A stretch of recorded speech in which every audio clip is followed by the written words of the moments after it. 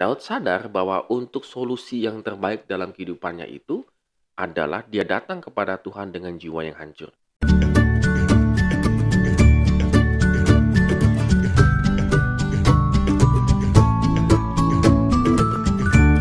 Morning good readers, hari ini kita mengucapkan syukur karena Tuhan memberikan kita kehidupan. Kita bisa melihat matahari kembali dan beraktivitas. Dan kita akan lanjutkan renungan kita di Mazmur pasal 51. Tetap setia juga untuk membaca firman Tuhan ya. Ya, good readers, kalau kita perhatikan, teks yang kita baca pada hari ini itu adalah teks di mana Daud telah berbuat zina dengan Batsheba dan akhirnya mengandung Batshebanya, lalu ditegur oleh Nabi Nathan, temannya sendiri. Nah, kita bisa melihat bagaimana penyesalan Daud yang diungkapkan di Mazmur ini. Ya, yang saya salut dari Daud itu adalah dia langsung segera minta ampun dan minta maaf kalau kita baca ya di kisah yang sebenarnya. Diminta ampun dan minta maaf. Dia tidak langsung mendinai ketika Nathan menegur dia bahwa dia telah berbuat zina itu dengan Batsheba, tetapi dia langsung mendeklarasikan dirinya itu berbuat dosa, bahkan juga di hadapan umat Tuhan, Israel sendiri.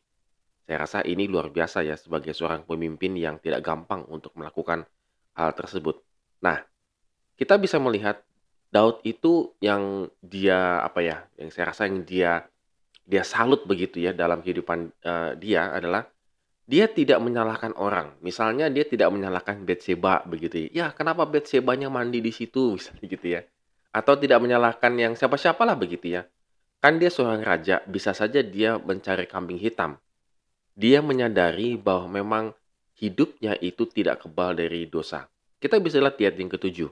Sesungguhnya dalam kesalahan aku diperanakan, dalam dosa aku dikandung ibuku. Dia sadar bahwa memang ada dosa dalam kehidupan dia. Dia memang memilih dosa ketika dia melihat Batsheba. Nah, saya rasa ini adalah poin sangat penting ya. Bahwa ketika kita sadar bahwa kita ini melakukan dosa, maka kita harus mengakuinya.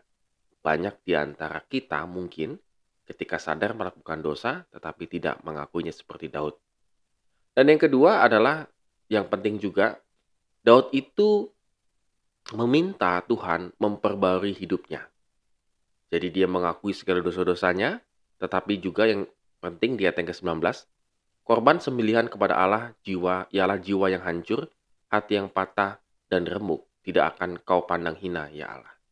Daud sadar bahwa untuk solusi yang terbaik dalam kehidupannya itu adalah dia datang kepada Tuhan dengan jiwa yang hancur. Terkadang kita suka mengungkapkan minta maaf, mengungkapkan pengampunan, mengungkapkan penyesalan, itu baik itu kepada orang di media sosial, melalui WA mungkin, melalui yang lain-lainnya begitu ya. Kita hanya mengungkapkan saja penyesalan-penyesalan kita. Kita hias-hiasin penyesalan-penyesalan kita, tetapi tidak ada perubahan setelah itu. Berbeda dengan Daud, untuk melakukan satu penyesalan itu dia harus memiliki hati yang hancur, jiwa yang hancur di hadapan Tuhan. Artinya hancur itu apa? Benar-benar tidak ada lagi bentukannya. Benar-benar tidak ada lagi yang dia bisa harapkan dalam dunia ini.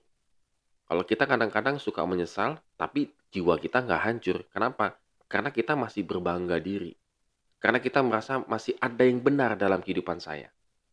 Misalnya kita melakukan kesalahan, lalu kita cuma sekedar iseng saja minta maafnya. Karena apa? Karena kita yakin semuanya nggak salah aku kok gitu ya. Nggak 100% salah aku. Kayaknya ada salah kamu juga deh, dan seterusnya begitu ya. Tapi Daud tidak. Dia hancurkan semuanya itu dan diakui di hadapan Tuhan.